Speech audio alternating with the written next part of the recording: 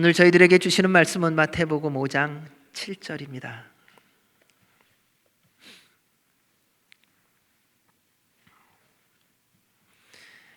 우리 큰 목소리로 그리고 한 목소리로 하나님의 말씀을 함께 읽도록 하겠습니다. 시작.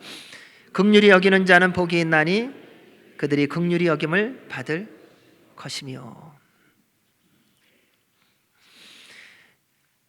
예수님께서는 8가지 복을 말씀하시며 복된 사람이 어떤 사람인가를 우리에게 계속해서 말씀해 주고 계십니다. 팔복의 첫째가 심령이 가난한 자, 둘째가 애통하는 자, 셋째가 온유한 자, 넷째가 의에 줄이고 목마른 자, 그리고 오늘 5번째 긍휼히 여기는 자입니다. 그러면서 주님은 그렇게 말씀하시는 한 사람 한 사람에 대해서 복이 있는 사람이다 이렇게 말씀하셨습니다. 우리가 알고 있는 복이 있는 사람과 우리 주님께서 말씀하시는 복이 있는 사람과의 차이입니다. 오늘날로 말하면 오늘날에 우리가 말로 바꾸면 이렇게 되겠더라고요. 재벌이 된 자, 그가 복이 있는 자입니다.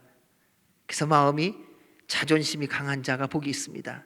늘 기쁨이 넘치는 자, 그리고 자기의 주관대로 사는 자, 그 자기의 힘대로 사는 자, 이런 사람들이 복이 있다고 말하는 것이 오늘날 세상입니다. 그런데 우리 주님은 전혀 반대의 말씀을 하고 계십니다. 그러면서 그들이 누리는 복을 이렇게 기록해 주셨습니다. 심령이 가난한 자는 천국을 소유한 자입니다. 자신의 죄와 이웃에 대해 애통하는 자는 하나님의 위로를 받는 복이 있습니다. 온유한 자는 땅을 기업으로 곧 하나님의 영원한 나라를 기업으로 받습니다. 의에 줄이고 목마른 자는 거룩하신 우리 하나님 그리고 거룩한 삶으로 만족하고 배부른 삶을 사는 복이 있습니다.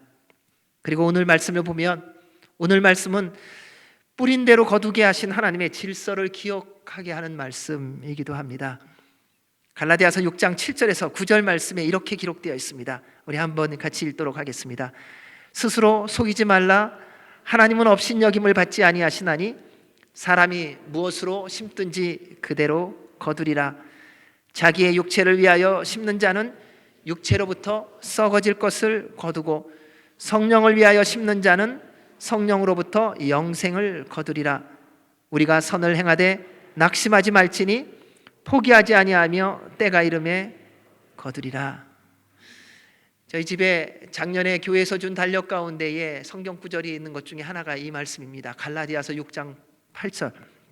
자기의 육체를 위하여 심는 자는 육체로부터 썩어질 것을 거두고 성령을 위하여 심는 자는 성령으로부터 영생을 거두리라.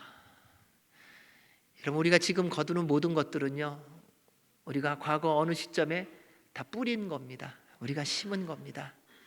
심지 않은 것은 거두지 못합니다.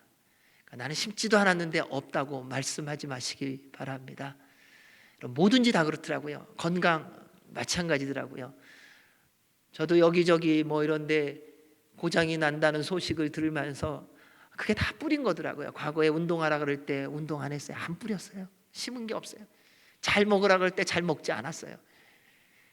제대로 심지 않으니까는 제대로 거둘 수 없는 것입니다. 여러분은 무엇을 지금까지 뿌리고 살아오셨습니까? 우리는 꼭 오늘을 보면서 말합니다. 나는 되는 게 없다고요. 아니요. 그럼 되는 게 없는 걸 심으셔서 그래요. 되는 거를 심으셔야 돼요. 육체를 위해서 심으면요, 되는 게 없어요. 성령님을 위하여 심으라는 것입니다. 하나님을 위하여 심으라는 것입니다. 예수 그리스도를 위하여 심으라는 것입니다. 그리고 그 다음 말씀이 중요합니다. 우리가 선을 행하되 뭐 하지 말라고요? 낙심하지 말래요. 왜 우리가 성령님을 위하여 심다가 중간에 금방 그만두느냐? 낙심해서 그래요. 내가 원하는 때에 바로바로 열매를 못 거두니까요, 너무 쉽게 낙심하더라고요. 이거만 심어도 별거 없네. 아니요, 그렇지 않습니다. 때가 이르면 거두는 것입니다. 사랑하는 여러분, 오늘 우리 주님께서 하신 5번째 말씀입니다. 긍휼히 여기는 자는 복이 있나니 그들이 긍휼히 여김을 받을 것이며, 긍휼이라는 말은 자비, 친절, 동정심이라는 뜻이 있습니다. 이 말의 히브리어 근원은 자비와 긍휼과 인자를 뜻하는 헤세드라는 말 많이 들어보셨죠? 그 단어입니다. 그런데 이 말은 단지 감정이나 성품만이 아니라 신뢰를 기반으로 한 구체적인 행위까지도 같이 포함된다는 겁니다. 우리는 긍휼히 여긴다 그러면요, 그냥 아유 안 됐어, 동정하는 것 정도만 생각합니다. 어떻게 하면 좋지? 내가 도와줄 수도 없고. 이건 긍휼이 아니라는 겁니다. 긍휼이라는 것은요, 그 사람에 대한 모든 것에 대하여 내 마음이 가는 것뿐만 아니라 내 몸도 함께 갈 때에 그것을 긍휼이다라고 말하는 겁니다. 오늘 성경이 말하는 긍휼입니다. 이 놀라운 긍휼의 시작은 사람이 시작한 것이 아니라 하나님께서 먼저 시작하셨습니다. 죄로 말미암아 영원한 사망에 처한 우리를 살리시기 위하여 저희들이 오늘 드린 성만찬, 이것을 주님께서 제정하시고 다시 오실 때까지 기념하라고 하신 것처럼 우리를 위하여 십자가에 달려 죽으심으로 말미암아 우리에게 영원한 생명을 다시 주신 것, 이것이 긍휼이에요. 이것이 오늘 우리 주님께서 우리에게 말씀하신 긍휼입니다. 하나님은요, 모든 말씀을 하실 때 항상 먼저 본이 되십니다. 그리고 그 본을 보여주신 대로 우리 보고 살라고 말씀하십니다. 오늘날 세상이 점점 더 어두워지고 악해지는 이유는 따라가야 할 본을 보지 못하고 따라가야 될 본을 찾기가 어렵기 때문이 아닐까요? 많은 사람들이 말합니다. 지도자가 없다고요. 그 얘기가 무슨 얘기입니까? 우리가 본받아야 될 사람이 없다는 것 아닙니까? 우리가 그 말을 듣고 따라가야 될 사람이 없다는 것 아닙니까? 여러분, 가정에서는 어떠세요? 여러분 대부분 다 어른이세요. 젊은이들 몇 분 계시긴 하지만은 여러분 가정에서 여러분의 자녀들에게 여러분은 어떤 말을 듣고 계세요? 나 우리 엄마 보면은 본받고 싶어, 이런 얘기 들으시죠? 그렇죠? 우리 아빠 보면은 나 우리 아빠처럼 살고 싶어. 이게 본이 되는 삶이라는 겁니다. 얼마나 잘해주느냐가 아니라 어찌 보면요, 자녀들로 하여금, 젊은이로 하여금 그렇게 살고 싶은 삶을 살아가는 것, 그것이 샘플이에요. 그것이 본이에요. 하나님께서 우리에게 원하시는 삶이 그러한 삶이더라고요. 여러분에게 원하시는 삶이 그런 거예요. 능력이 많아갖고요, 뭐 크고 놀라운 일을 번쩍번쩍 하는 거를 원하시는 게 아니라요, 여러분 한 분 한 분을 보는 그 사람이 나도 당신처럼 살고 싶다는 거예요. 나도 당신처럼 말하고 싶고, 당신처럼 행동하고 싶고, 당신처럼 일하고 싶다는 거예요. 여러분 정말 기쁘고 즐겁게 열심히 일하면요, 옆에서 일하는 사람이 뭐라고 말합니까? 어떻게 그렇게 일할 수 있냐고 말해요. 어떻게 일하는데 그렇게 기쁘게 즐겁게 감사하며 일할 수 있냐고 물어봐요. 그럼 그때 우리가 전할 수 있는 게 한 분이세요. 예수님이에요. 주님이 나를 그렇게 만드셨어요. 여러분 그게 본이 되는 삶입니다. 누구나 듣고 본대로 따라가게 되어 있고요, 따라 살더라고요. 우리의 속담에 3살 버릇이 80까지 간대요. 여러분 지금 여러분의 버릇 언제 배운 건 줄 아세요? 어렸을 때 다 배운 거예요.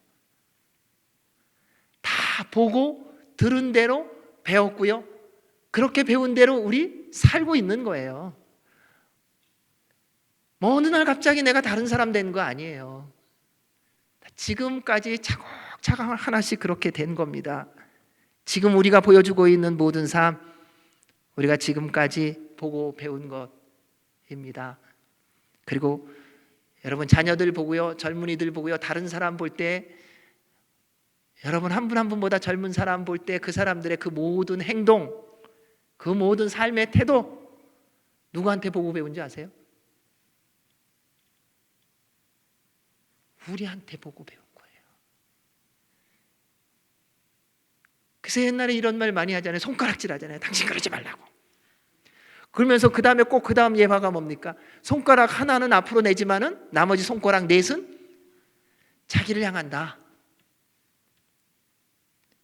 그러니까 우리 눈에 보여지는 모든 것이 사실은요 내 모습이더라는 거예요. 왜 불평이 많은 줄 아세요? 내가 불평하는 사람이어서 그래요. 왜 원망이 많은 줄 아세요? 내가 원망하는 사람이어서 그렇더라고요. 왜 그렇게 걱정과 불안이 많은 줄 아세요?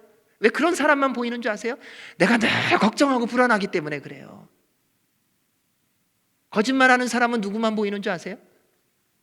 거짓말하는 사람만 보여요. 과학과 기술의 발전으로 편리함과 풍족함은 어느 시대보다도 비교할 수 없을 정도로 풍성해졌습니다. 그런데 사람 관계 서로 이해하고 포용하고 배려하면은 점점 인색해지고 각박해지는 시대가 되어가고 있다고 우리 모두 다 말합니다. 왜 그럴까요? 풍성해질수록 이기적이 되고요, 넉넉해질수록요 더 믿지 못하는 시대가 되어가는 이유가 뭘까요? 가난하면 가난할수록요 믿기는 잘하는 것 같아요. 왜요? 뺏길 게 없어서요. 부자가 될수록요 의심이 많아지는 거 아세요? 오는 모든 사람이 다 도둑처럼 보이는 것 같아요. 왜 많아지면 더 이렇게 각박해지는 것일까? 이러한 모습은 악한 세상 사람들의 모습이어야 하지 않습니까? 그런데 안타깝게도 이러한 모습이 예수님을 믿고 있는 우리 안에서도 보이고 있다는 것입니다. 세상만 그런 것이 아니라 하나님의 공동체 안에서도 이런 모습이 보여지고 있다는 것입니다. 왜냐하면 언젠가부터 우리가 하나님으로부터 듣고 본받아야 되는데 세상을 듣고 세상을 본받기 시작했기 때문에 그렇습니다. 어느 시점인지는 모르겠어요. 근데 어디선가 세상이 보여졌어요. 그리고 세상이 들려진 거예요. 자꾸 내 마음을 흔든 거예요. 그래서 그걸 따라가는 거예요. 세상 풍조 따라간 거예요. 그럼 언제 구원의 감격이 있으셨어요? 여러분, 구원 감격이 있었을 때 어떠셨어요? 그때는요 일할 때도 얼마나 즐겁고 좋았는지 몰라요. 내가 일할 수 있다는 게 감사한 거 아니었습니까? 누군가와 함께 섬길 수 있다는 게 즐거운 것 아니었습니까? 누군가를 도울 수 있는 것이 너무 행복했잖아요. 그런데 그 마음이 슬그머니 사라지고 세상의 것이 들리고 세상의 것이 보여지기 시작하면 그 다음부터는 무슨 생각이 드는 줄 아세요? 내가 언제까지 도와야 되는 거야? 내가 언제까지 이렇게 살아야 되는 거야? 전혀 다른 모습으로 바뀌어진다는 것입니다. 사랑하는 여러분, 그러나 그럼에도 불구하고 세상이 아무리 어두워지고 아무리 각박해져도 여러분이 주님께는 소망이세요. 주님께는 여러분이 소망이시라는 거예요.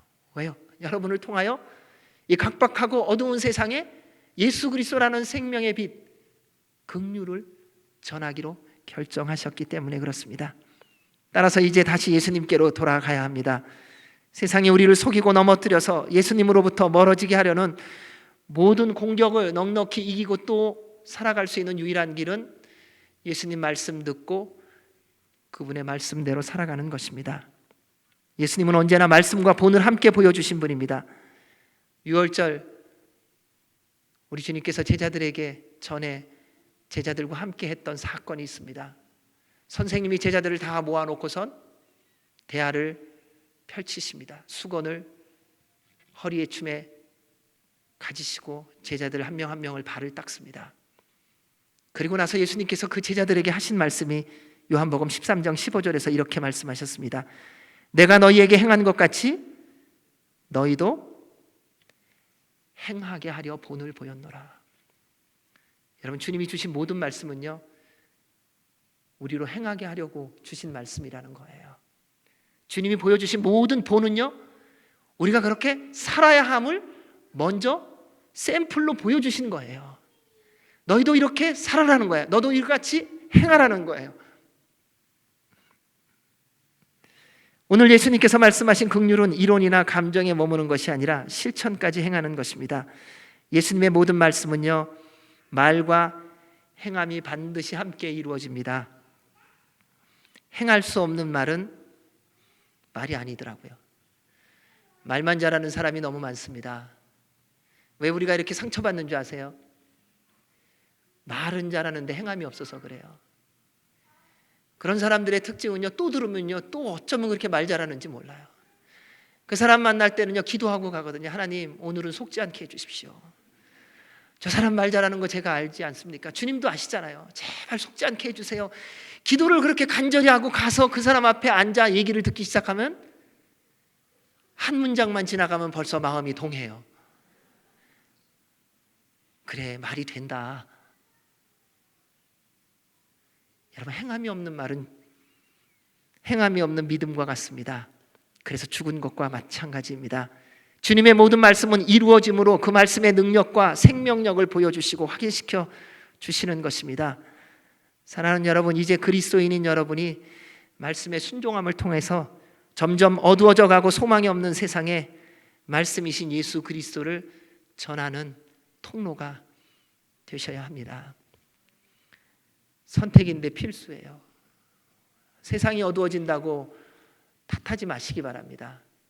여러분이 빛이세요. 여러분 안에 계신 예수 그리스도가 빛이시기 때문에요. 세상이 어두워질수록 여러분이 더 빛날 것입니다. 밤이 어두워질수록, 짙어질수록 별이 빛난다고 말하지 않습니까? 만약에 여러분이 예수 그리스도가 주인이신 삶을 살고 있다면 세상이 더러워지고 악해지는 것 때문에 여러분이 물드는 것이 아니라 그 세상이 여러분 때문에 주님께로 돌아오는 아름답고 복된 일이 있을 줄로 믿습니다. 이를 위해 우리 예수님께서 말씀하신 긍휼에 대해서 저희들이 두 가지로 한번 살펴보도록 하겠습니다. 첫째, 긍휼은 주님 안에서 용서하는 것입니다.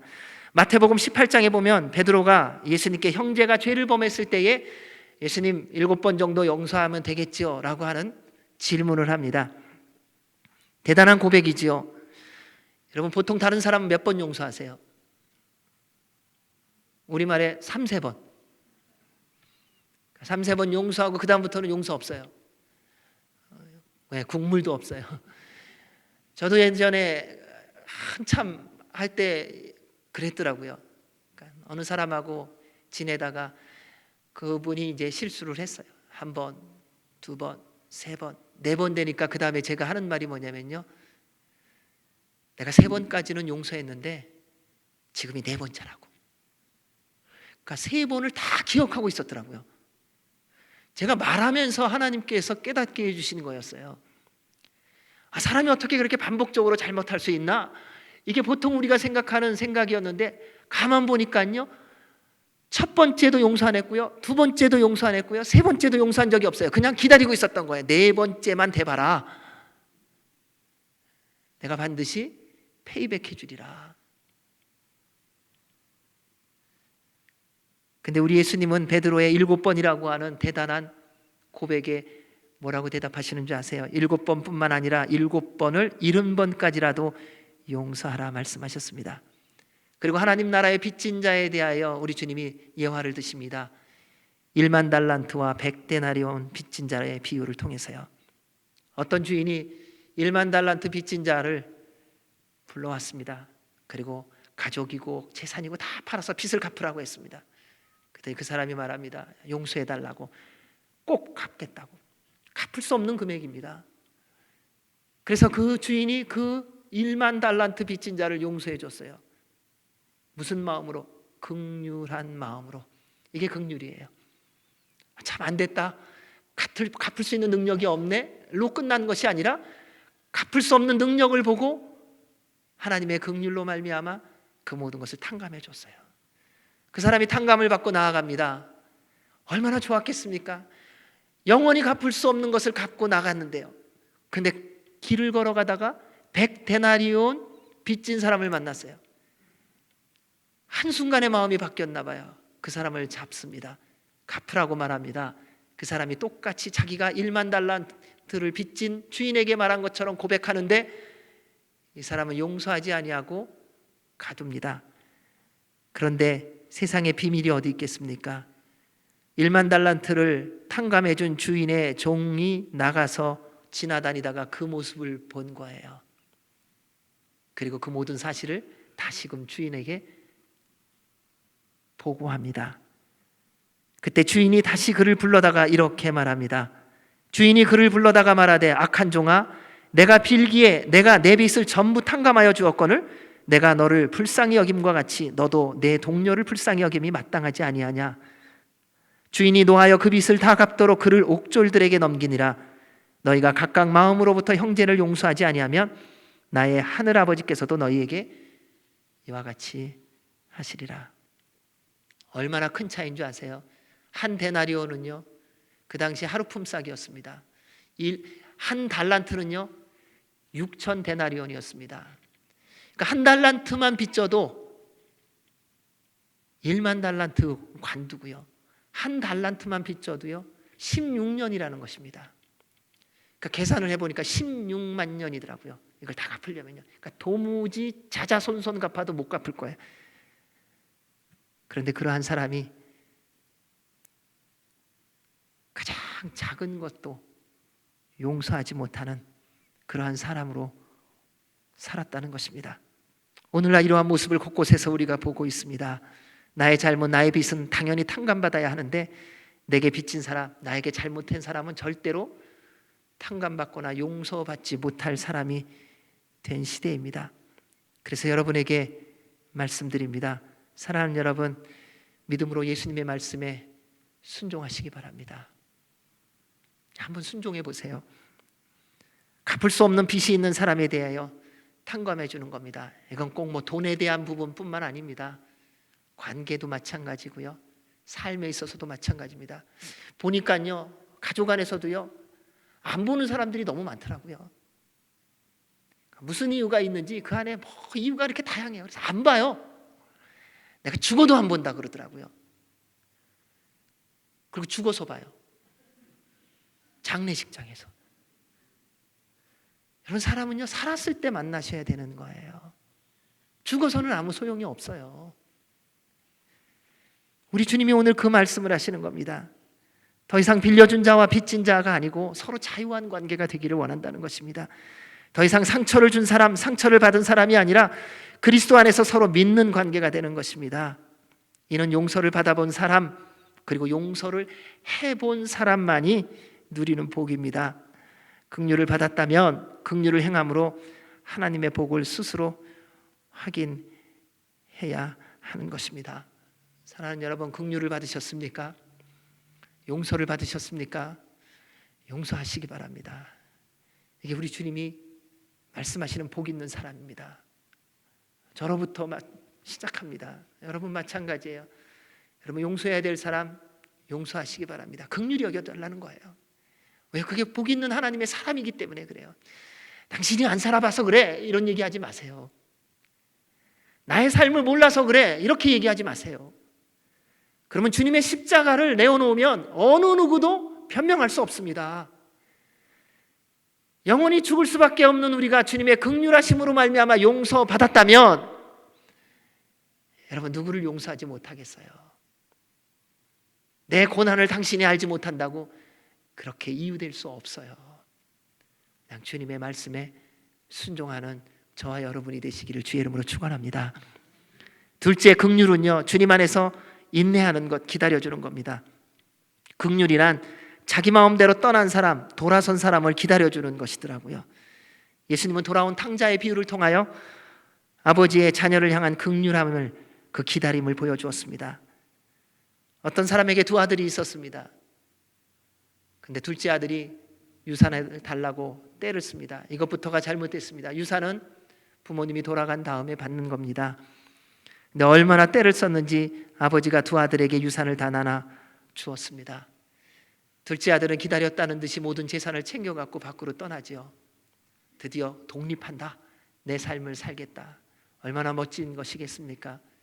그런데 가서 그렇게 떠난 그 자녀는 허랑방탕한 삶을 살고 다 피폐되었습니다. 언제 깨닫는가 봤더니요, 배고파지니까 깨닫더라고요. 힘이 없어지니까 깨닫더라고요. 아무도 도와줄 사람이 없으니까 깨닫더라고요. 그게 우리의 인생이더라고요. 참 묘하죠. 지금 깨달으면 얼마나 좋을까요? 지금 말씀대로 순종하며 살면 얼마나 좋을까요? 근데 아무리 얘기해도 안 듣고요, 다 없어져야, 아무도 도와줄 사람이 없어야, 내가 할 수 있는 능력이 없는 무능한 사람이 돼야 그때 비로소 깨닫기 시작한다는 것입니다. 그런데 그것도 복이라는 겁니다. 우리는요, 잘못된 거 깨달아도요, 돌이키는 게 얼마나 어려운지 모릅니다. 여러분, 잘못했을 때 돌이키는 게 얼마나 큰 축복인 줄 아세요? 그러니까 회개가 굉장한 복입니다. 얼마나 많은 사람들이 회개하고 싶다고 말하면서 회개하지 않는지요. 그러니까 왜 관계가 회복 안 되는가? 내가 잘못했거든요. 가서 그냥 얘기하면 돼요. 형제님, 미안합니다. 그때 내가 제정신이 아니었어요. 왜요? 사실이 제정신이 아니었으니까요. 그래서 그런 실수를 했어요. 용서해 주세요. 뭐 이러면 되는 거예요. 근데 그게 그렇게 쉽지 않아요. 여러분, 잘못이 인정되고요, 그 인정된 잘못에 따라 돌이키는 삶을 가는 게 그게 얼마나 큰 하나님의 은혜인지요. 우리 아들이요, 탕자가 잘한 게 하나 있어요. 그렇게 허랑방탕하고 다 잃어버리고요, 깨닫고 아버지께로 돌아간 거예요. 제일 잘한 거예요. 잃어버린 모든 것, 자신이 가난해진 모든 것, 절망 가운데 있는 모든 것을 다 이길 만한 한 가지 사건이에요. 아버지께로 돌아간 것. 자신이 죄인임을 깨닫고 인정하고 회개하는 마음으로 아버지께 돌아갔습니다. 왜냐하면 아버지를 믿었기 때문이에요. 만약 아버지가 샅샅이 뒤져서 그 아들을 찾아왔으면 더 편하지 않았을까요? 우리는 그런 말 많이 하더라고요. 내가 도망갔을 때에 누군가 와갖고 이렇게 잡아갖고 이렇게 데려다 주기를, 그러면 못 이기는 척하면서 이렇게 돌아간다고. 근데 그렇지 않아요. 여러분, 잃어버린 한 마리 양과요, 탕자하고는 다른 얘기입니다. 잃어버린 한 마리 양은요, 같이 가다가 잠시 한눈 파는 사이에 앞에 있는 무리가 어디론가 사라져 버려갖고 잃어버린 거예요. 그러니까 자기가 어디서 잃어버렸는지를 모르는 거예요. 그래서 주님께서요, 그 잃어버린 양을 찾아 가시는 거예요. 탕자는 달라요. 자기가 선택하여 세상으로 간 거예요. 주님을 멀리한 거예요. 이제부터 주님의 말씀대로 살지 않겠다고 자신이 결정하고 떠나간 거예요. 가서 찾는다고 돌아오나요? 아니요. 돌아오는 척하지만 또 조금만 일이 있으면 이내 또 도망간다고요. 우리 주님이 그걸 아시더라고요. 그래서 그냥 기다리세요. 언제까지요? 돌아올 때까지요. 잡으면요, 더 도망가요. 가출하는 아이들요, 돌아올 때까지 기다리시는 거예요. 가출했다고요, 끝까지 쫓아서 가면요, 그 다음에 더 도망가더라고요. 더 도망가고요.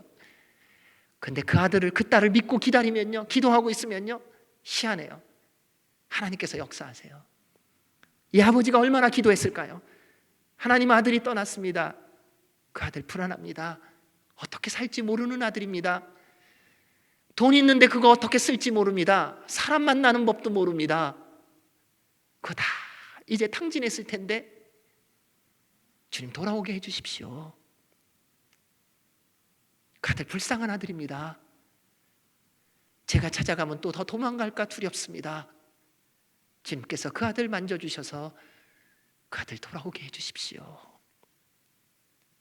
여러분, 기다림의 시간이 어떤 면에서 얼마나 고통스러운 줄 아세요? 그렇게 쉬운 게 아니에요. 잊어버리는 시간이 아니에요. 스스로 나간 그 영혼이 돌아올 때까지 주님 앞에 무릎 꿇고 눈물 흘리며 기다리는 시간이에요. 피눈물 나는 시간이에요, 사실은요.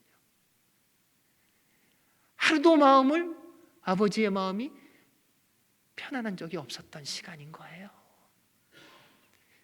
그 아버지의 마음이 어디서 드러나는 줄 아세요? 그 아들이 그렇게 하고 훈련을 해요. 고백을 해요. 이제 나는 종이야. 아버지의 아들이라 칭함을 받을 수 없으니까 이제 종으로 쳐주세요. 이걸 또 연습해요. 참, 그래도 참 착하죠, 아들이. 내가 죄인이에요. 잘못했어요. 이제 가서 선뜻 말 못할까 봐 그걸 연습하고 가더라고요. 그래서 아버지, 내가 하늘과 아버지께 죄를 지었사오니 지금부터는 아버지의 아들이라 일컬음을 감당하지 못하겠나이다. 나를 품꾼의 하나로 보소서. 이렇게 굳게 마음 먹고 집으로 돌아갔습니다. 그런데 아직도 거리가 먼데 아버지가 정신없이 달려 나오세요. 아들은 아버지를 못 봤어요. 집이 어딘지는 알죠. 터덕터덕 걸어가고 있겠지요. 집을 바라볼 수나 있겠어요? 얼굴을 푹 숙이고 걸어가고, 정말 어찌할까? 돌아가 마라. 갈등 속에서 걸어가는 그 아들의 축 처진 모습을 멀리서 본 아버지가 정신없이 아들에게 달려갑니다. 그리고 아들의 말은 들으려고도 하지 않습니다.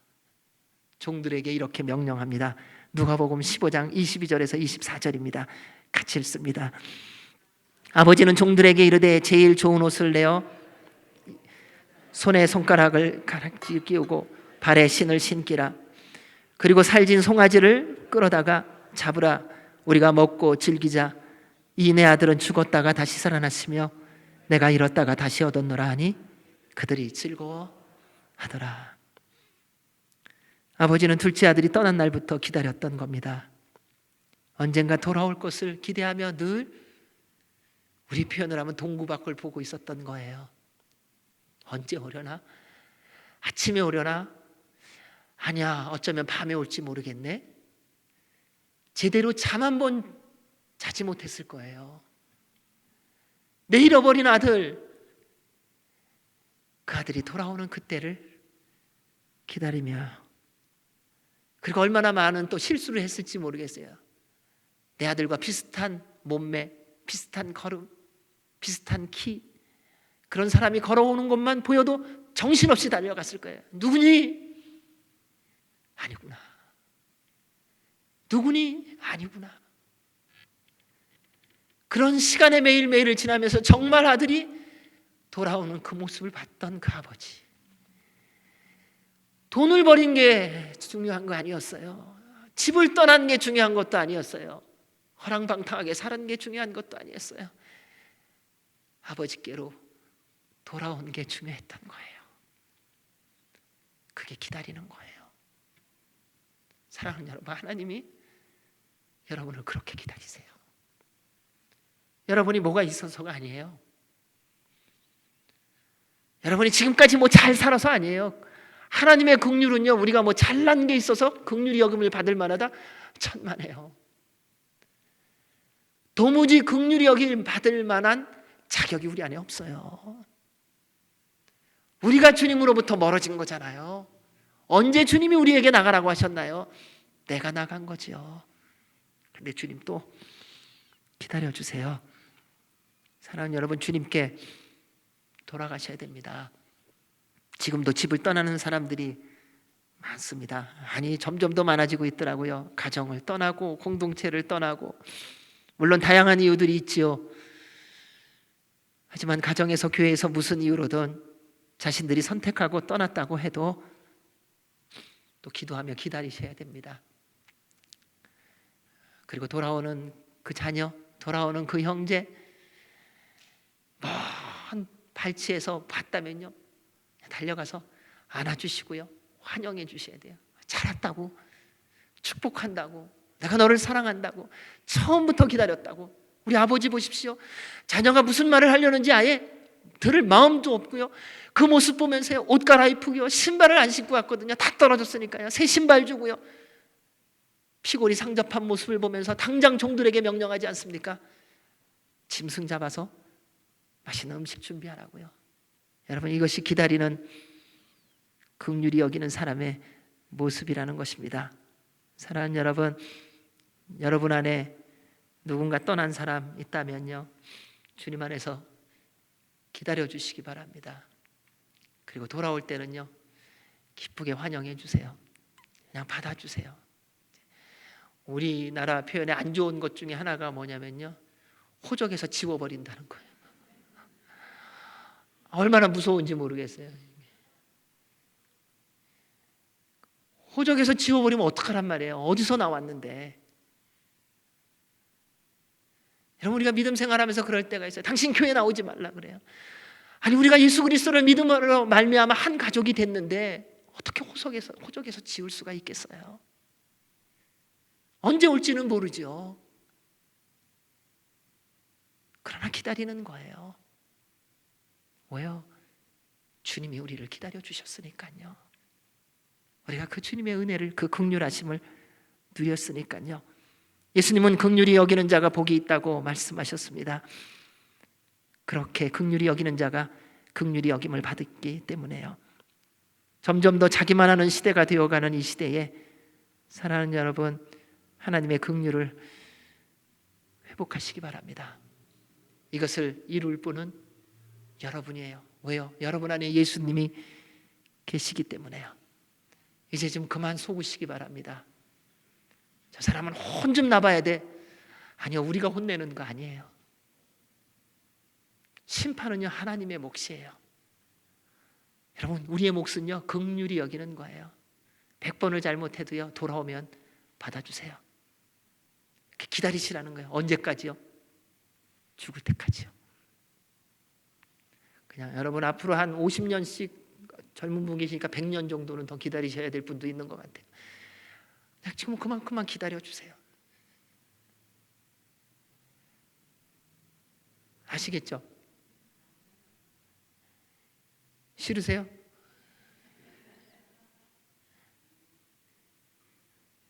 이제 너무 지치셨어요? 아니요. 한번 기다려보세요. 그 기다림에서 만남의 기쁨은요, 기다렸던 모든 것을 다 이기게 해요. 아버지가 그걸 보여줬어요. 그동안 소갈이했던 모든 것이요, 돌아온 그 아들을 만나는 순간 다 사라져버린 거예요. 얼마나 기쁘고 즐거웠는지요. 예수님께서 말씀하신 긍휼히 여기는 자가 복이, 긍휼히 여김을 받을 것이라는 것은요, 이 헬라어에서는요, 미래 수동태라는 표현으로 썼습니다. 그래서 신적 수동태라고도 말합니다.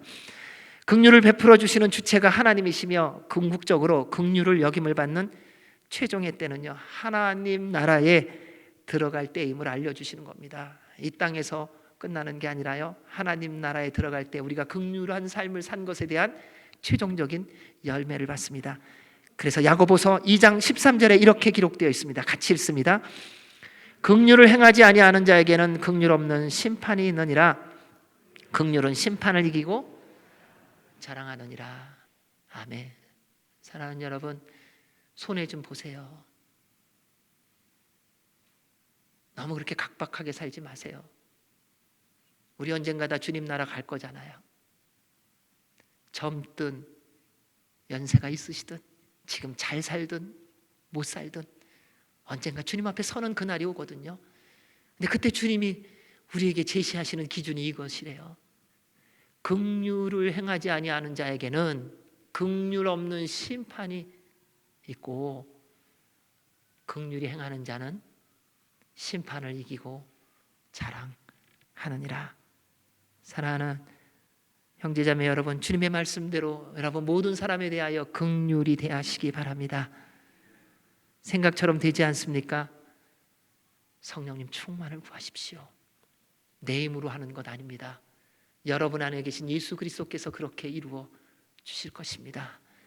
그로 말미암아 남은 모든 인생 속에서 주님의 긍휼하심이 여러분을 통해 흘러넘치시기를 주의 이름으로 축원합니다. 아멘. 기도하겠습니다. 하나님 아버지, 우리를 긍휼히 여기신 그 주님의 긍휼하심이 이제는 우리를 통하여 세상에서 방황하는 이들에게 흘러가게 하여 주시옵소서. 그래서 그를 통하여 잃어버린 영혼들, 상한 영혼들이 주께로 돌아와 주님 만나 구원받는 아름답고 복된 일들이 날마다 이루어지게 하여 주옵소서. 예수님 이름으로 기도하옵나이다. 아멘.